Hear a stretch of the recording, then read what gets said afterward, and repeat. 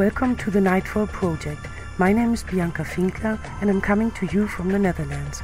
Our program is dedicated to provide you with new information and interviews with like-minded people and teachers from different lines of alternative knowledge to enhance self-education and support the awakening of human consciousness. For more information, videos, music and free downloads, go to our website on nightfall-project.com.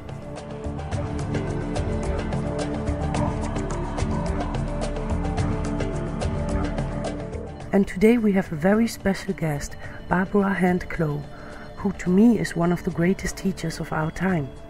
Barbara is an international Mayan Elder, a Cherokee Record Keeper, and internationally acclaimed ceremonial teacher. She is the author of the book The Mayan Code, and she has written 10 other books, including the Pleiadian Agenda, the Mind Chronicles, Alchemy of the 9 Dimensions, and Catastrophobia.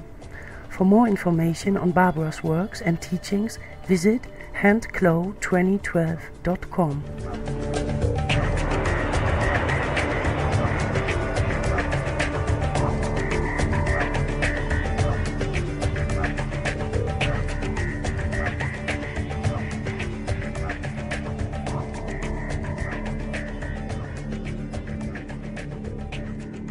Today we want to talk about her book, The Mayan Code, Time Acceleration and Awakening the World Mind.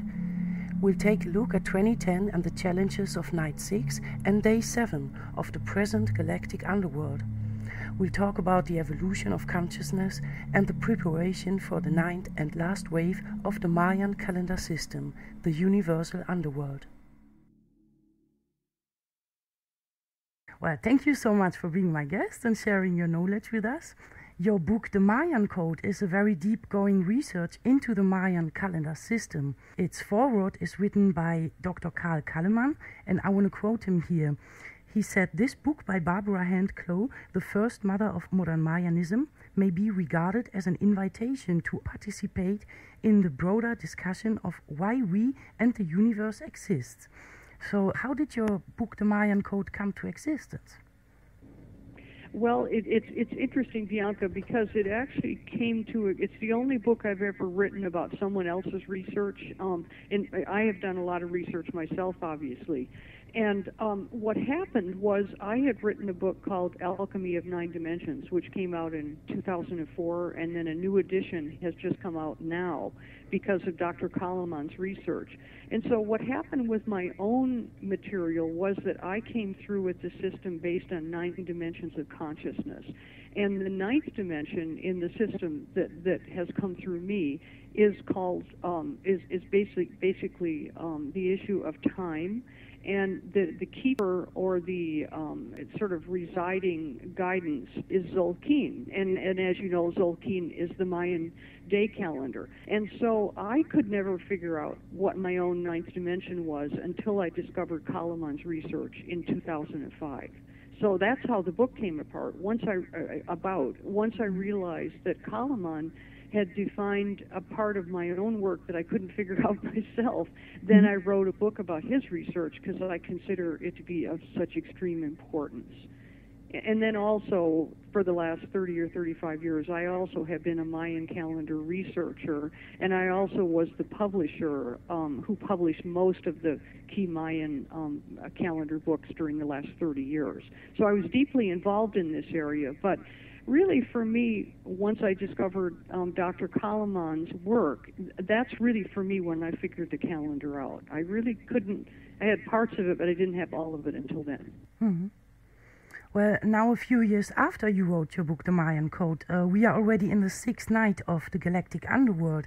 How would you describe the recent events, economical and especially ecological, related to the acceleration of this time cycle?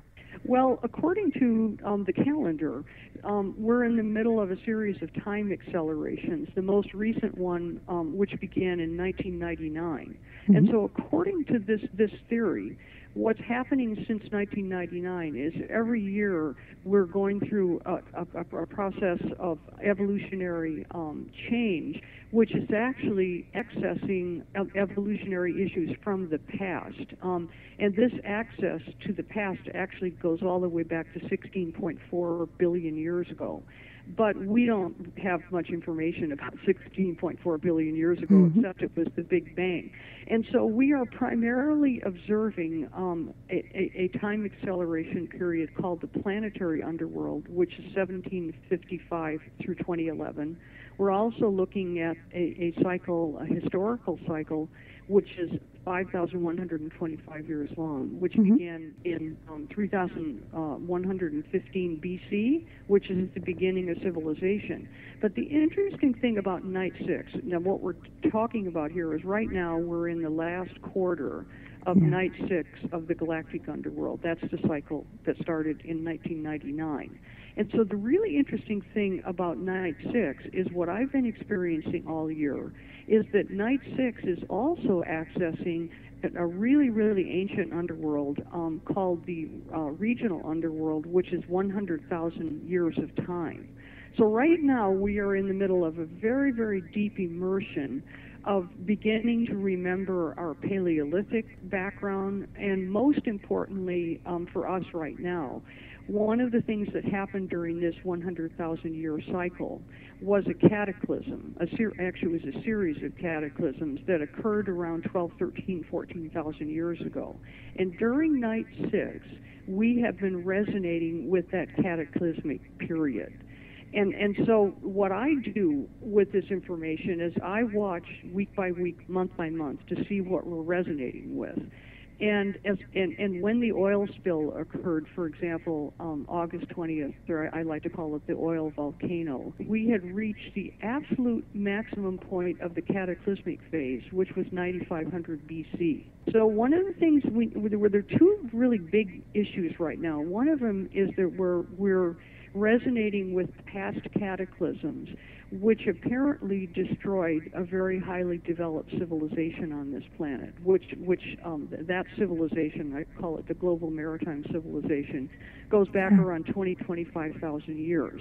So we're dealing with the issue of being a species that had once reached a fairly high level of civilization, and then it was destroyed by a cataclysm. That's one thing. The other thing we're resonating with is a key period during the 5,125-year cycle. Right now, we're resonating with approximately right around 1500 AD. And this is an extremely interesting period historically because, first of all, this is when the Europeans, especially the Spaniards, came over to the Western Hemisphere and pretty much wiped out the indigenous people in South America and in North America. But here's an interesting facet of history that a lot of people don't know. While the Spaniards were coming across the seas in order to conquer the Western Hemisphere, the Mediterranean had been taken over by the Muslim Islamic cultures. Constantinople fell in 1453 AD and then became Istanbul. And then when we go into the 1500s, which is what we're resonating with now, the Mediterranean was virtually controlled by Islamic powers from the east. They were called the Ottoman Turks. So we're also resonating. It's very interesting right now. We're resonating with a period in time when the East conquered the West.